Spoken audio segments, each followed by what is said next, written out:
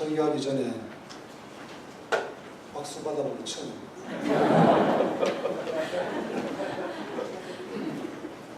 제가 교육생활을 시작한 지 이제 대학 졸업하고 신대원 입학을 17년도 했으니까 횟수로는 31년이 되었습니다. 안 믿긴다는 분들이 많이 있습니다. 고작 이제 34살 보이는데 그렇게 말하는 게 숱하게 있습니다. 그냥 저한테 목사님 젊은 분인데도 전혀 좀 이상하지 않고 당연하게 받아들입니다. 간간히 다른 교회 가서 설교할 기회가 꼭 있는데 오늘같이 설교하기 전에 박수 받아보기는 처음이라 아주 저한테 깊이 인상이 남습니다. 저는 시골 시카고에서 목회를 하고 있습니다. 우리 동네에 가면 도로가요. 큰 도로가 I-9가 있고 I-94가 있고 I-294가 있습니다. 그리고 I-290가 있고 4개의 큰 도로가 있는데 이게 시내를 관통하다 보면 도로가 다리가 이렇게 생기는 경우가 있죠. 다리 밑에 보면 일정한 공간이 있습니다. 여기에 보면 노숙자들이 굉장히 많이 거기에 기거하고 있습니다. 시카고는 몽고메리와는 달라서 상당히 추운 지역입니다. 어떤 경우에는 부활절에 눈이 오기도 하고 어떨 때는 10월 첫주에 눈이 오기도 하고 그런 곳이기 때문에 노숙자들이 지내기에는 상당히 열악한 지역이죠. 그리고 다리 밑에 보면 이불이 쌓여져 있는데 이불이 보통 한 1m 이상 쌓여져 있습니다. 그래서 사람이 쏙 들어갔다가 썩 나오고 그렇게 하는 이분들이 이제 도로에 차가 많이 있으니까 시도를 받고 서 있으면 그분들이 와서 이렇게 팻말 하나 들고 God bless부터 시작해가지고 이런저런 거 해서 그걸 하는 분들이 많이 있고 그래서 시카고 3에서는 이 노숙자 문제가 굉장히 심각한 문제입니다. 그런데 시카고만 그런 것이 아니고 미국 전역에서 이 문제는 아직까지 해결 못한 가장 심각한 문제 중에 하나라고 이야기를 합니다. 통계에 의하면 한 65만 명 정도의 노숙인들이 있다고 이야기를 하고 한 해에 160억 불 정도가 이 노숙자 문제 해결하기 위해서 투자가 되고 있다고 하는데 이 문제가 전혀 해결이 안 되고 있습니다. 그런데 제가 우연찮게 한국에서 놀라운 소식을 접하게 되었습니다. 부산에 있는 어떤 한 지방자치제가 노숙인을 위한 한 프로그램을 실시했는데 거기서 상당한 성과가 나오게 된다 하는 이야기를 들었습니다.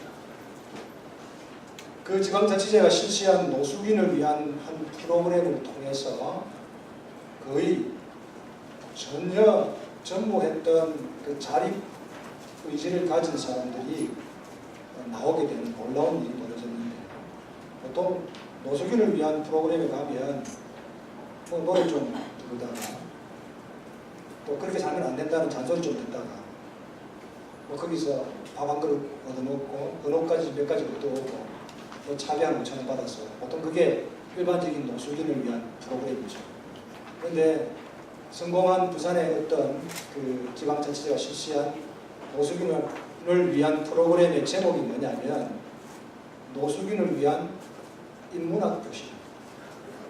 노숙인을 위한 인문학 교실. 놀랍죠? 노숙인을 위해서 철학 강의가 그리고 역사 강의가 그리고 문학 강의가 있다. 노숙인들에게 인간이란 뭐냐? 신이란 뭐냐? 삶의 본질은 뭐냐? 삶을 어떻게 이해해야 되는가? 인간을 어떻게 표현할 수 있는가? 인간을 표현한 이런 작품들입니다. 여러분 이걸로 10주 정도의 프로그램을 실시했는데 놀랍게도 거기에서 자립 의지를 가지고 실제로 자립에 대한 도전을 한 사람들이 22%가 나옵니다. 이건 역사상 인류 역사상 유례가 없는 일입니다. 실제로 성공을 얼마나 더 많이 했느냐는 중요하지 않습니다. 실제로 자립의 의지를 가지고 지방자치제가 그리고 시민단체와 교회가 제공한 자립 보조금을 가지고 포장마차를 한다든지 혹은 노점상을 한다든지 실제로 자기의 삶을 개선해보기 위한 구체적인 노력, 실천으로 옮긴 경우는 거의 세계적으로 전무하다고 굉장히 놀랍죠. 노숙자들에게 필요한 것이 무엇일까? 한 병의 소주가 필요하고 여기는 소주인지 뭔지 모르겠습니다. 또 헌옷까지 몇 개, 그리고 얼마 안 되는 돈을 지어주는 것, 이것 외에는 달리 방도가 없는데 이 노숙인들에게 정작 필요한 것이 무엇이었는가 보니까 삶이 무엇인지, 인간이라는 어떤 존재인지, 사람에게 있어서 죽음이라는 어떤 의미를 가지고 있는지에 대한 생각을 하게 해주는 그 프로그램이 사람들로 하여금 각성하게 했다. 이건 굉장히 놀라운 일입니다. 저는 진화론자는 아니지만은 인간이 진화되었다. 진화론자의 이야기입니다. 저를 오해하지 마시고. 진화론자들의 이야기를 보면 인간이 결정적으로 진화하게 된 계기를 어디서 발견하느냐 하면 사람이 죽음을 생각하기 시작하면서부터다. 이렇게 이야기합니다. 이건 인류학이나 고고학이나 진화, 사회학 같은 곳에서 아주 일반적으로 하는 이야기죠. 사람이 죽음이라는 것을 생각하기 시작하면서부터 인간이 진화하기 시작합니다. 죽음은 끝을 의미하는 것이 아니라고 생각하기 때문에 그렇습니다. 죽음이라는 것을 생각하지 않으면 삶에 대해서 생각하지 않게 되어 있다는 거죠. 좀 어려운 표현이기는 하지만 사람은 죽음과 삶의 경계선상에 항상 있기 때문에 그렇습니다. 죽음을 생각하는 것이 어르신들에게 모욕감을 느끼게 하는 것이 되어서는 안 됩니다. 젊은 사람이라고 해서 죽음이라고 하는 것이 나하고 굉장히 거리가 멀다 생각하는 것은 크게 착각을 하는 거죠. 죽음이라고 하는 것은 삶을 생각하게 하는 가장 기초적이고 원리적인 단위이기 때문에 그렇습니다. 제가 이 이야기를 왜 이렇게 심각하게 하느냐, 왜 이렇게 길게 이야기하느냐 하면 제가 믿기는 교회는 우리의 감정을 북돋아주고 우리가 듣고 싶어하는 이야기를 해주고 어떻게 하면 우리가 잘 살 수 있고 어떻게 하면 우리가 원하는 것들이 기도라고 하는 매개체를 통해서 얻어질 수 있는가, 쉽게 이야기하면 우리가 어떻게 하면 성공하고 행복해질 수 있는가에 대해서 말해주는 것이 아니라는 겁니다. 제가 어느 교회에서 설교를 할 때 이 부분을 이야기를 하려고 합니다. 미리 앞에 아멘을 해버려가지고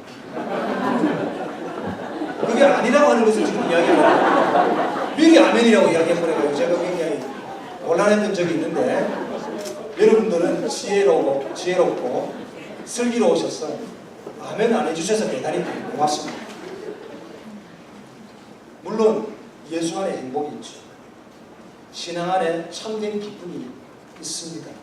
그러나 적어도 성도가 혹은 삶에 대해서 고민이 있고 본질이 무엇인가에 대해서 뭔가에 대해서 이해하기 원하는 사람이 있다면 적어도 우리가 단순하게 느끼는 말초적인 기쁨이라든지 좋은 집에 살고 좋은 차 타고 아이들이 좋은 대학을 가고 이런 것에 모든 것을 걸고 있지는 않는다는 겁니다. 제가 믿기는 적어도 매주 주일마다 9시 반에 혹은 11시에 나와가지고 이 피곤한 삶에 교회에 나와서 예배드리러 나오는 분들은 적어도 자기가 알건 모르건 간에 무언가에 대해서 갈급해 있다라고 하는 확신을 저는 가지고 있습니다. 제가 생기기도 별로 그렇게 우수하게 생기지도 않았지만 재밌게도 안 생겼죠. 그래서 재밌는 이야기 혹은 사람들을 유쾌하게 하는 이야기 혹은 사람들이 가지고 싶어하는 것을 신앙 이름으로 정당화하는 이야기에 대해서 물론 그것도 필요하겠습니다만 그것이 우리에게 그리고 교회의 답은 아닐 거라는 확신을 저는 가지고 있고 또 성경은 분명히 우리에게 그것을 말씀하고 있다 저는 확신합니다. 오늘 설교 제목이 그다지 현대스럽거나 좋아하는 제목은 아닙니다. 조직신학적인 제목이기도 하고 별 재미가 없는 제목이기도 하고 눈치가 있는 분들은 오늘 설교가 별로 재미없을 거다 내지는 좀 길 수 있겠다라는 불안감을 가지고 있을지도 모르겠습니다. 경건한 자들의 음원인 교회. 여러분들이 요즘 발달되어 있는 인터넷을 한번 오늘 쳐서 한국의 유수한 교회 방문해서 보시면 저런 설교 제목이 쓰여있는 곳이 거의 별로 없을 거라는 제가 생각을 해봅니다.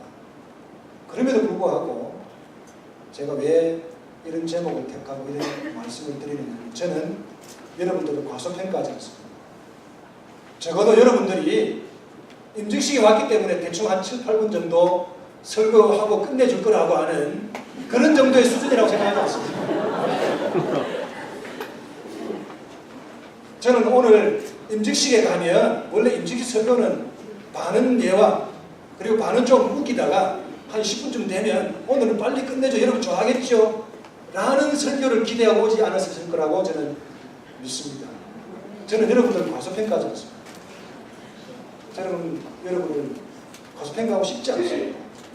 적어도 여러분들이 임직식에 온 여러분들이 여러분이 알건 모르건 간에 여러분이 인지하고 있건 인지하지 못하고 있건 간에 적어도 임직식에 직분의 의미든지 교회의 의미든지 뭔가 말해줄 것이라고 하는 설교를 통해서 함께 나누어 줄 것이라고 하는 기대감을 가지고 왔을 거라고 저는 믿습니다. 심지어 교인이 아닌 분 중에 축하하러 오신 분이 혹 계신지 모르겠습니다. 저는 그런 분들이라 하더라도 적어도 교회에 올 때는 재미있는 이야기, 즐거운 이야기가 아니라 참된 것에 대해서 진리에 대해서 이야기해 줄 거라고 하는 막연 하나마 기대감을 가지고 왔을 거라는 저는 그런 믿음을 가지고 있습니다. 저는 여러분들을 과소평가하고 싶지 않습니다. 제가 들어보니까요 걱정은 많이 했습니다. 장로님도 잘 안 하시고 성모사도 저한테 이야기하시기를 우리 교회는 새로 믿는 분들 전혀 교회 한 번도 안 나와본 분들이 많이 있습니다. 처음 교회 나와서 세례받고 집사된 분들이 많습니다. 제가 얼마나 감사하고 참 좋은지 모릅니다. 그러나 여러분 그렇기 때문에 제가 쉽게 해야 되겠다, 짧게 해야 되겠다, 재미나게 해야 되겠다 라고 생각하지 않습니다. 저는 여러분들을 적어도 목사와 같은 수준에 있다고 저는 생각합니다. 좀 어렵지만은 좀 까다롭지만은 그러나 좀 진지해지는 한이 있다 할지라도 중요한 것을 함께 말씀을 통해서 나누고 싶다라는 그런 욕구를 가지고 계실 거라고 저는 믿습니다. 아닙니까?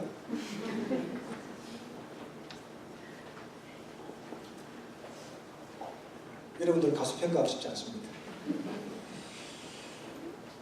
교회가 어렵다고 이야기를 하고요. 제가 살고 있는 시카고는 교회 현실이 굉장히 한 7, 8년 정도 굉장히 힘들어집니다. 교회가 문 닫는 교회들이 속속 나타나게 되고 또 교회들이 숫자가 줄어들게 되고 노령화되는 어려움을 겪고 있습니다. 그래서 속속들이 많은 대책들을 이야기하는데 백약이 무효한 상태에 있습니다. 그래서 누군가 저한테 묻더라고요. 까다롭기로 유명한 오신교회 목사님, 이 목사는 어떻게 생각하느냐 그렇게 묻더라고요. 그냥 물어보면 되는데 꼭 저한테 까다롭기로 유명한 고신교단의 목사님 당신은 어떻게 생각하느냐. 그래서 저는 아주 간단하게 이야기를 했습니다. 교인들 및 교민들을 과소평가하고 싶지 않습니다. 늘 그럴 수는 없겠으나 참되고 거룩하고 진실한 것, 죽음과 삶에 대해서 교회가 포기하지 않고 끝까지 이야기하고 함께 공유하고 나누어서 인간의 질서에 힘들어하고 인간의 질서 때문에 고통스러워하는 자들이 하나님 나라의 질서를 바라보게 하는, 하나님 나라의 원리와 모양을 바라보게 하는 그 일에 교회가 매진한다면 됐지. 그게 교회의 할 일이라고 생각을 합니다. 그게 교회에 갈 일이라고 생각을 합니다. 라고 이야기했더니 그래 너는 그 이야기 할 줄 알았다. 그렇게 하고 끝낸 적이 있습니다. 영국의 탁월한 복음주의 신학자인 앨리스터 맥그라프라고 하는 대단히 유명한 복음주의 신학자가 있습니다. 이분이 이야기하기를 21세기 마지막까지 살아남을 수 있는 종교기관은 3개가 있습니다. 첫째는 오순절교회, 두 번째는 그리스 정교회 및 가톨릭, 세 번째는 무슬림. 그렇게 이야기합니다. 불교는 왜 빼놓았는지 모르겠지만 이렇게 세 교회를 이야기를 하면서, 죄송합니다, 무슬림은 제가 교회라고 말하려고 한 건 아닙니다. 이 세 종교기관이 왜 21세기 끝까지 남는다라고 보느냐 하면 생활에 밀착되어 있다는 겁니다. 오순절도 그렇고 그리스 정교회나 캐톨릭도 그렇고 무슬림도 그렇고 생활에 밀착이 되어 있기 때문에 끝까지 살아남을 수 있을 거다라고 이야기합니다. 그게 얼마나 맞는 말인지는 저도 사실은 확신이 들지는 않습니다. 좋게 받아들이기는 그 신앙이라고 하는 것이, 그 종교적 확신이라고 하는 것이 그 사람의 인격 속으로 들어와서 그것이 그 사람의 삶의 원리로 지탱되어지면 이것이 살아남는 것이고, 그렇지 않고 종교적 관습으로 끝나게 된다면, 종교적 욕구로 끝나게 된다면 그건 아니다 라고 하는 말 아니겠느냐 라고 생각을 해봅니다. 오늘 우리의 주제는 교회입니다. 교회는 히브리어 카할이라고 하는 말의 번역어입니다. 다시 말하면 구약시대 때도 교회가 있었다는 거죠. 카할이라는 말의 뜻은 백성, 회중, 모임이라고 하는 뜻인데요. 이것의 근거를 어디서 찾아볼 수 있느냐 하면 신명기 4장 10절에 보면 이런 말씀이 있습니다. 내가 호렙산에서 내 하나님 여호와 앞에 섰던 날에 여호와께서 내게 이르시기를 나에게 백성을 모으라. 내가 그들에게 내 말을 들려주어 그들의 세상에 사는 날 동안 나를 경외함을 배우게 하며 그 자녀에게 가르치게 하리라 하시며, 이렇게 교회 요소가 다 들어있습니다. 첫째 하나님께서, 두 번째는 백성을, 세 번째는 부르시고, 네 번째는 그들로 가르쳐 지키게 할 것이다. 네 가지 요소가 다 들어있는 거죠. 교회는 여러분, 원래 오늘 우리 널푸른, 몽골의 널푸른 교회 생일이죠. 12주년 기념입니다. 그러면 우리의 모교회는 어디입니까? 어떤 분은 이럴 때 아틀란타 널푸른 교 이름 안 하는 거예요. 제 수준을 너무 낮게 보지 마시고 높여 주시기 바랍니다. 우리의 역사적 모교회는 주님이 이 땅에 오셔서 십자가 돌아가시고 부활하시고 성천하시고 난 다음에 어떤 일이 벌어졌습니까? 오순절 성령 강림의 때에 교회가 탄생이 됐죠. 이게 역사적 교회의 시작입니다. 그러니까 우리의 모교회는 어디라고요? 예루살렘 교회, 오순절 성령 강림을 통해서 탄생된 교회가 우리의 모교회죠. 그런데 역사적인 교회의 시작은 오순절 성령 강림이지만은 실제로 교회는 언제부터 있었느냐? 호렙산에서부터 이미 있었다는 겁니다. 광야에서부터 이미 있었다는 거죠. 하나님께서, 두 번째는 누구를요? 백성을. 세 번째는 불러 모으셨다. 네 번째는 그래서 어떻게 하셨다는 겁니까? 가르쳐 지키게 했다. 바울 서신에 말하는 교회론이 명확하게 신명기 4장 10절에 이미 나오고 있는 겁니다. 교회가 무엇인지를 보여주는 거죠. 교회는 뭐냐? 하나님께서 두 번째 뭐라고요? 백성들을 세 번째 어떻게 하셨다고요? 불러 모으셨다. 네 번째 가르쳐 지키게 했다. 1번이 뭡니까? 이런 쉬운 질문을 제가 여러분께 드리고 있습니다. 1번이 뭡니까? 하나님 있죠. 2번, 3번, 4번은 없어도 됩니다. 여기는 가치가 있습니다. 최고의 가치. 하나만 말해야 되는 것이 있다면 하나님께서입니다. 두 번째가 뭐냐면 백성이죠. 세 번째가 부르셨다는 겁니다. 부르신 자가 누굽니까? 하나님이잖아요. 그러니까 3번은 사실 3번은 어떻게 하면 됩니까? 1번에 갖다 붙이고 하나님께서 부르셨다는 겁니다. 가르쳐 지키게 하셨다는데 가르쳐 지키는 주체 대상이 누구십니까? 뭘 가르치다는 거죠? 하나님의 말씀을 가르쳐 지키게 한다는 겁니다. 그러니까 4번도 어디 갖다 붙이면 됩니까? 1번에 갖다 붙이면 되는 거죠. 그리고 두 개밖에 안 남는 겁니다. 하나님과 백성. 이게 바로 교회입니다. 그렇기 때문에 교회의 시작은 어디냐? 광야라는 거죠. 그래서 뭐라고 부르냐면 광야 교회라고 부릅니다. 우리의 모교회는 어디라고요? 광야교회. 우리의 모교회 장소는 어디라고요? 광야입니다. 그리고 우리 모교회 담임 목사님 누구시라고요? 하나님이시죠. 하나님이 교회를 시작하셨다. 이게 바로 우리 기독교 신앙의 교회론의 핵심입니다. 처음이자 마지막이라고 볼 수도 있습니다. 기독교 신앙의 가장 중요한 교사 중에 한 사람인 칼빈이 말하기를 모든 경건한 자의 어머니인 진정한 교회, 이런 표현을 쓰고 있습니다.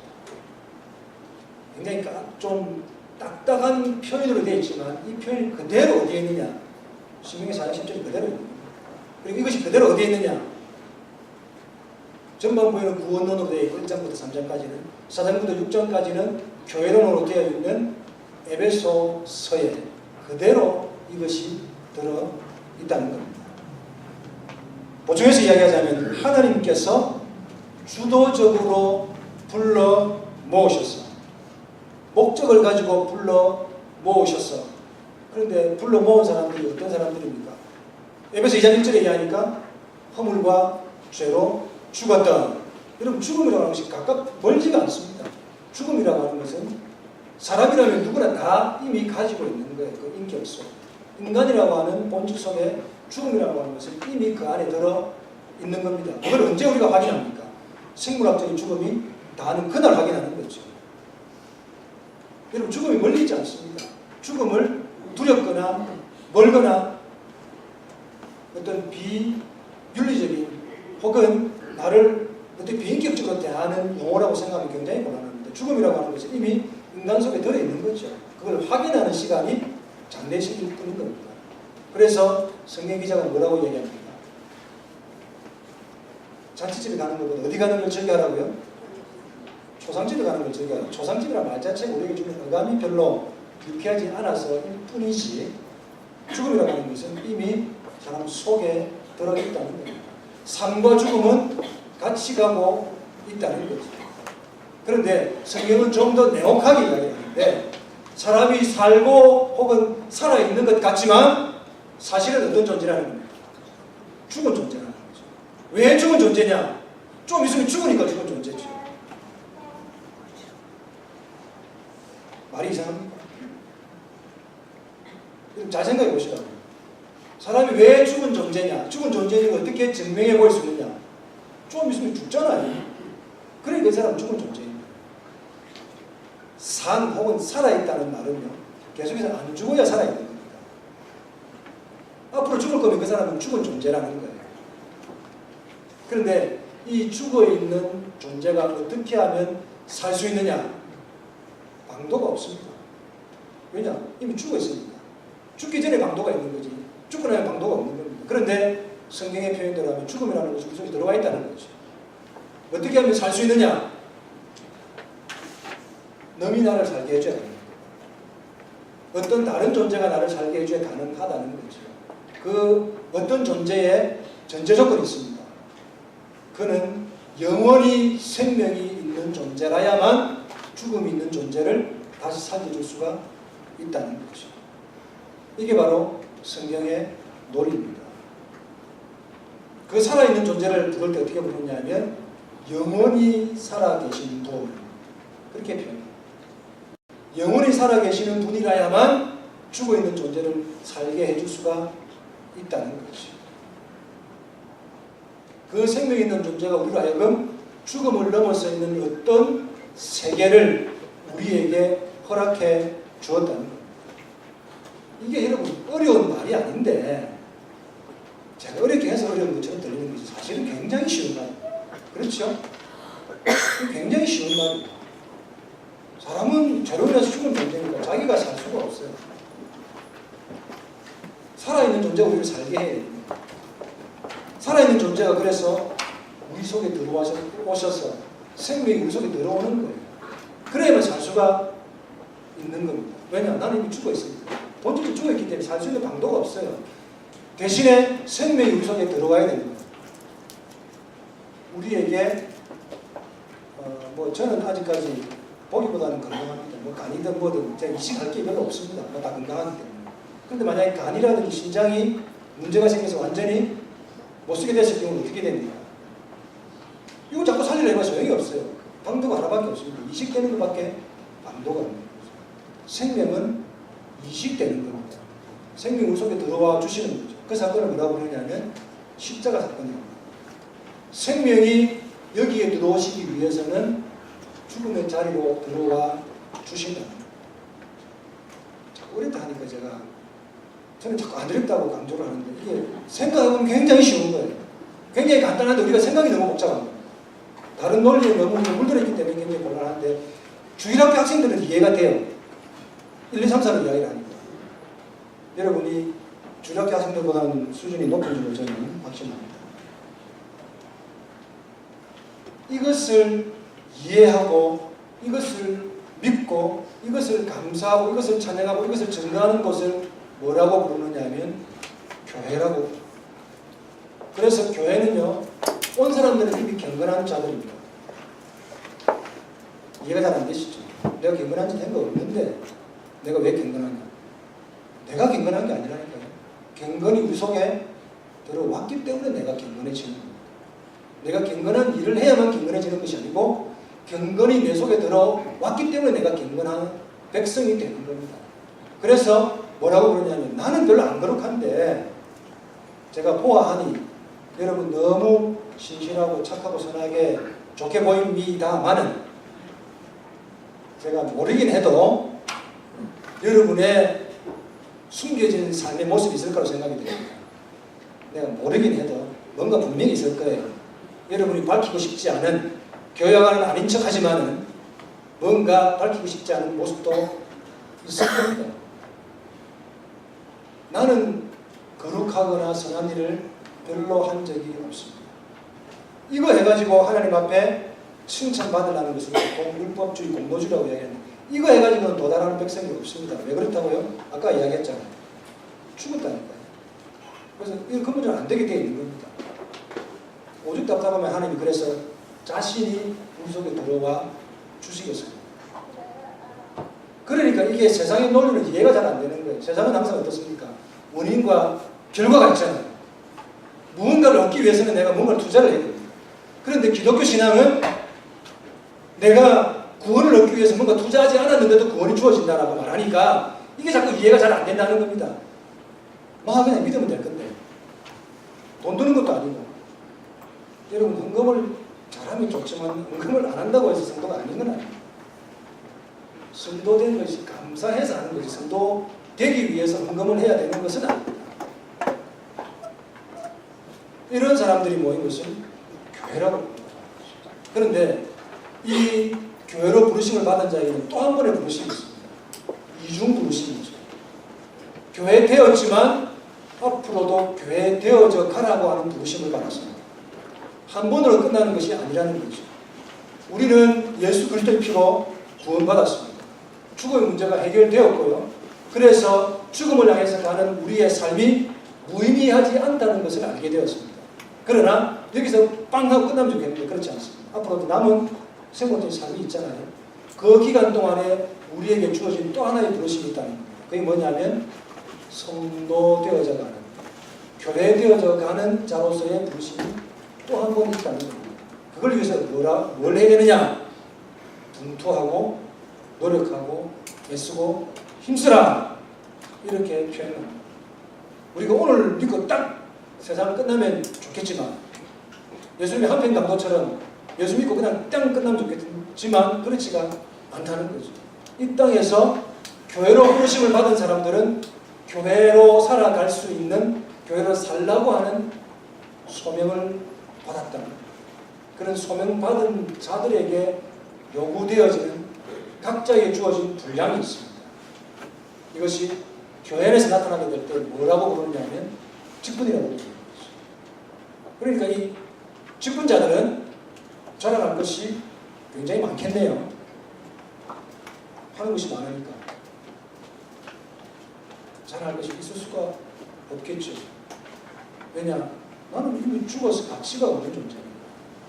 그런데 어느 가치가 우리 속에 들어왔기 때문에 우리에게 자랑할 것은 뭐라는 거니까 바울이 이야기하는 대로 십자가와 부활에는 자랑할 것이 없다. 왜 그렇게 말하느냐면 나는 죽은 존재였는데 십자가와 부활을 통해서 인간 되었기 때문에, 생명을 가진 존재가 되었기 때문에 그것 말고는 자랑할 것이 없다라고 이야기를 합니다. 자랑하는 존재된 이 자들을 뭐라고 부르냐면 칼빈 같은 경우 많은 신학자들이 경건한 자들이라고 말하고, 경건한 자들이 되기 위해서는 어떻게 되느냐? 다시 신명기 4장 돌아가는 거죠. 하나님께서 우리를 부르시라고 합니다. 그런데 부르심에서 끝나는 것이 아니고 우리를 가르쳐 지키게 하시더라. 가르쳐 지키게 하는 일에 앞장서서 섬기도록 부르심 받은 사람들을 뭐라고 부르냐면 직분자들이라고 부릅니다. 오늘 읽지는 않았지만은 에베소 4장 11절에 보면 사도, 선지자, 복음 전하는 자, 교사와 목사라고 부릅니다. 여기에는 가치의 높낮이가 없습니다. 어려운 말로 하면 등가라고 그러죠. 같은 값을 가지고 있다. 그래서 한 가지 말씀드리면, 제가 강도사 시절에, 여러분 강도사가 누군지 아시죠? 어감이 이상합니다. 강도사. 제가 우연히 강도사 시절에 고등학교 동기를 만났습니다. 제가 이래봬도 부산 촌놈입니다. 제가 군대 가니까 부산에서 왔다 그러니까 아니 촌놈이구만 이렇게 얘기하는데, 부산이 한국에서 두 번째 큰 도시인데 촌놈이라고 하지 마시기를 바랍니다. 서면에서 시발을 끝나고 우연찮게 고등학교 동기를 만났습니다. 너 뭐하노? 그래서 내가 요새 강도사 한다 그랬더니 눈을 깜짝 눈을 크게 뜨더라고. 강도? 강도라는 말은 설교권을 가진 교역자를 얘기할 때 강도사라고 이야기를 하잖아요. 그 설명했더니 그럼 언제 목사로 진급하냐 이런 겁니다. 여러분 안수집사에서 장로로 진급하는 것이 아닙니다. 농담으로 이야기하는 거지만 실제로 그렇게 오해하는 분들이 많이 있잖아요. 집사에서 어느 분이 권사님들입니까? 어느 쪽이? 권사님들 어디 계세요? 오늘 권사 일찍 와서 끝에 다 계세요.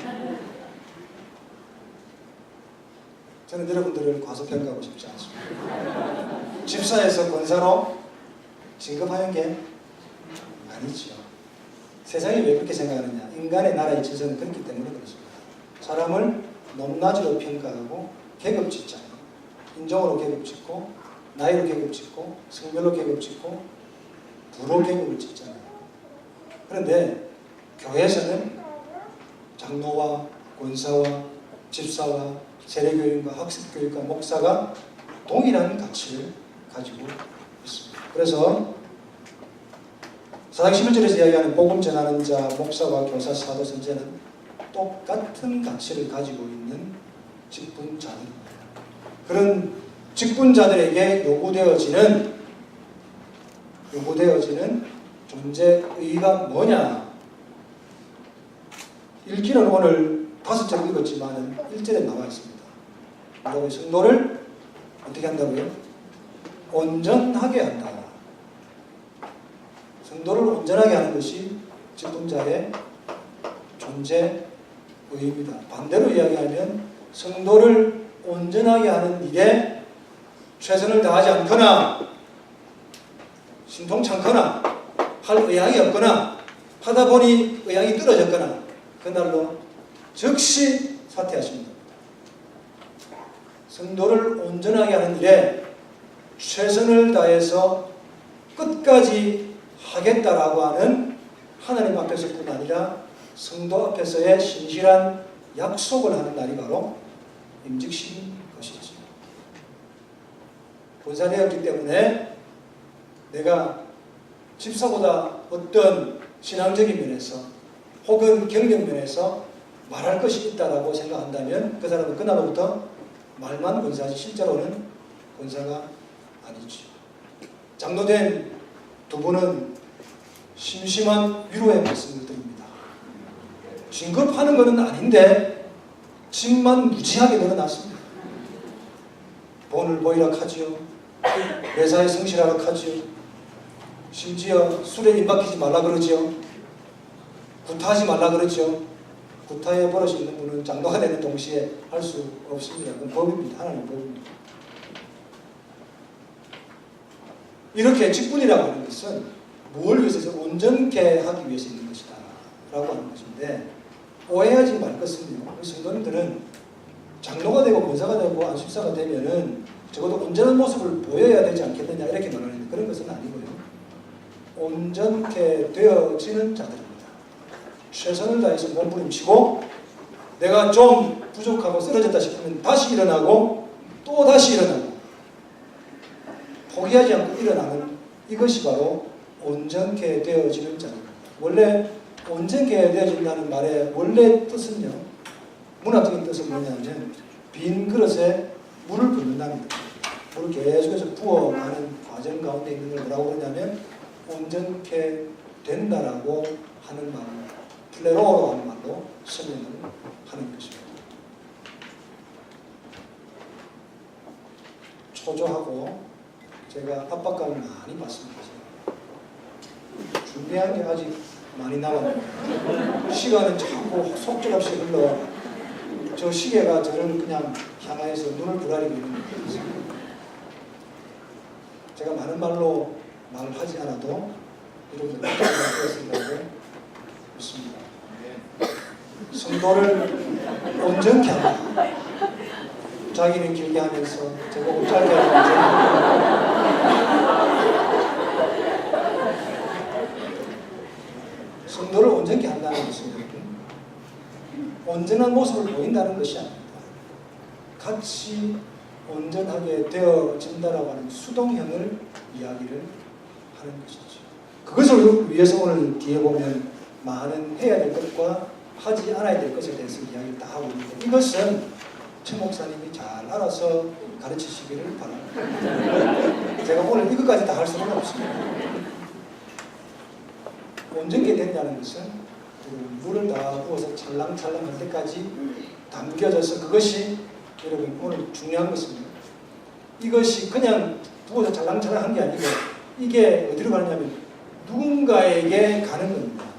누군가가 이걸 마실 수 있는 상태에 충분하게 그 목마름이 해소될 수 있도록 갈증이 해소될 수 있도록 충분하게 물을 잘 부어서 이것이 누군가에게 봉사되어지는 이것이 바로 온전케 되어진다는 말의 원래 뜻입니다.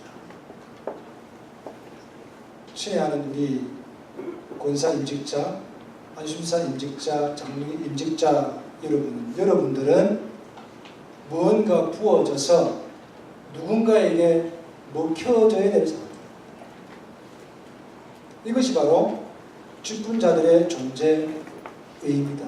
그리고 그것을 받아 마시게 되는 다른 성도들은 또 다른 사람을 향해서 자신이 부어짐을 당해서 누군가를 위해서 또 먹혀지는 거죠. 이것이 바로 디아코니아 봉사입니다.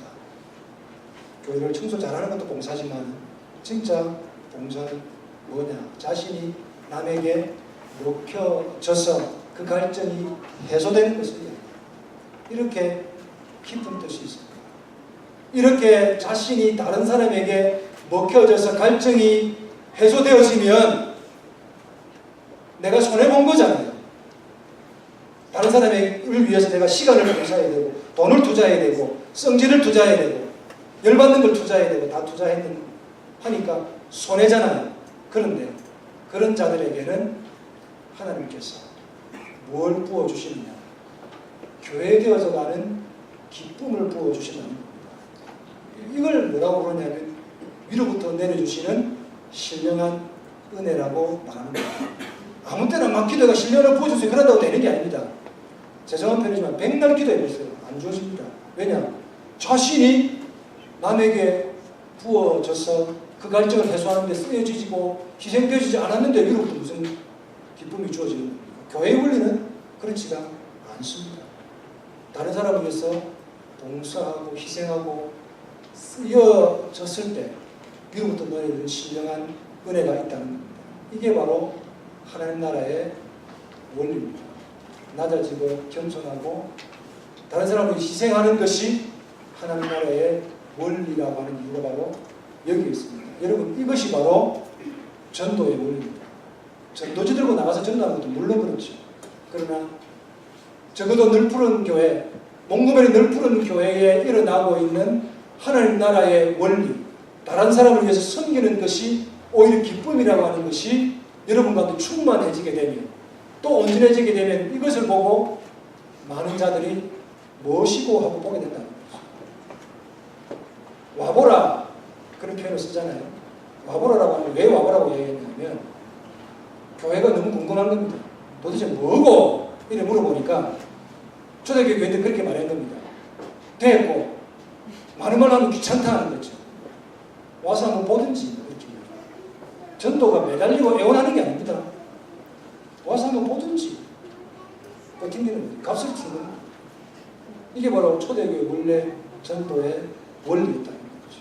다시 말하면 전도의 원리는 어디에 있느냐? 섬김이고 곧 교회되는데 있다는 거죠. 그런 의미에서 저는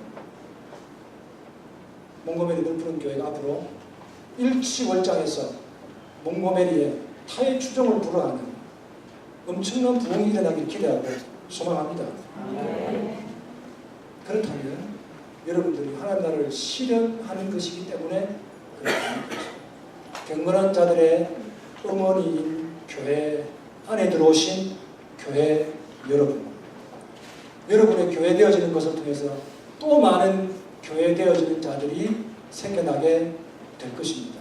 단 전제가 있다면 그들을 위해 우리가 섬김이 되고 먹혀진 바 되는 것이 된다면 이라고 하는 거죠.